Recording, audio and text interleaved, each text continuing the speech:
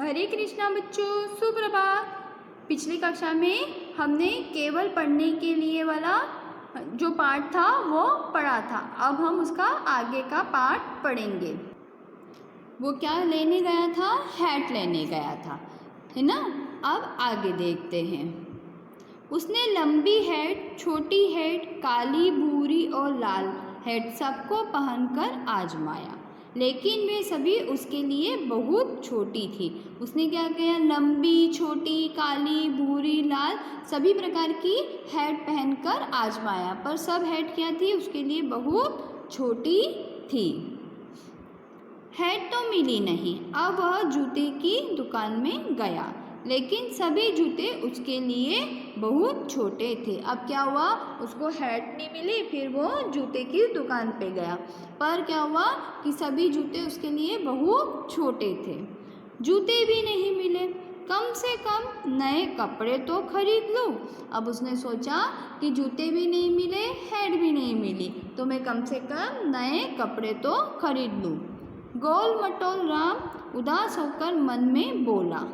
कपड़े की दुकान में उसने रेशमी कमीजें, चौड़े पाजामे और पतलूने आजमाई।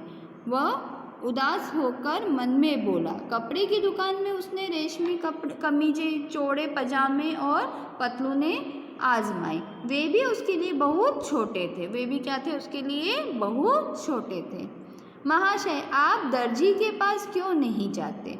वह आपके लिए नए कपड़े सिल देगा। वो जो दुकानदार था उसने बोला, महाशय आप दर्जी के पास जाइए, वो आपके लिए नए कपड़े सिल देगा।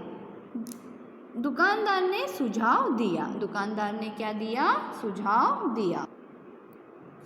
अब गोल मटोल राम दर्जी के पास पहुंच गया। अब गोल मटोल राम कहाँ पहुंच गया? दर्जी के पास पहुंच गया। दर्जी नाप लेने के लिए सीढ़ी पर चढ़ गया। दर्जी भी कहाँ चढ़ा? सीढ़ी पर चढ़ा, क्योंकि वो जो गोल मटोल राम था वो इतना लंबा था और चौड़ा था कि दर्जी को सीढ़ी पर चढ़ना पड़ गया। वह सीढ़ी गोल मटोल राम के घुटने तक ही पहुंची, और वह सीढ़ी भी कहाँ तक पहुंची? केवल राम के घुटनों तक ही पहुंची। दर्जी बोला, मैं आपके लिए नए कपड़े नहीं सिल सकता, क्योंकि मैं आपका नाप ही नहीं ले पा रहा हूँ। उसने क्या बोला कि मैं आपके लिए नए कपड़े नहीं सिल सकता, क्योंकि मैं आपका नाप ही नहीं ले पा रहा हूँ। गोल मटोल राम उदास होकर एक पेड़ के नीचे बैठ गया। अब गोल मटोल राम उदास हो गया। वह कहाँ बैठ गया? एक पेड़ के नीचे। तभी एक टोकरी वाला कई तरह की टोकरियाँ लिए वहाँ से गुजरा। तभी एक टोकरी वाला कई तरह की टोकरियाँ लेकर वहाँ से गुजरा। रुको रुको, गोल मटोल राम चिल्लाया। वो क्या चिल्लाया? रुको रुको, मुझे एक ऐसी टोकरी दो जो सबसे बड़ी हो। उसने क्या बोला? मुझे एक ऐसी टोकरी दो जो सबसे बड़ी हो। जरूर, टोकरी वाले ने एक सुंदर सी गोल टोकरी छाट कर दी। टोकरी वाले ने क्या करा? एक सुंदर सी गोल टोकरी छाट कर दी। यह टोकरी मेरे लिए हैट का काम करेगी। उसने क्या बोला? यह टोकरी मेरे लिए हैट का काम करेगी। गोल मटोल राम ने टोकरी सिर पर रखते हुए कहा। गोल मटोल राम ने वह टोकरी कहाँ पर रखी? अपने सिर पर रखी और कहा, यह मेरे लिए हैट का काम करेगी।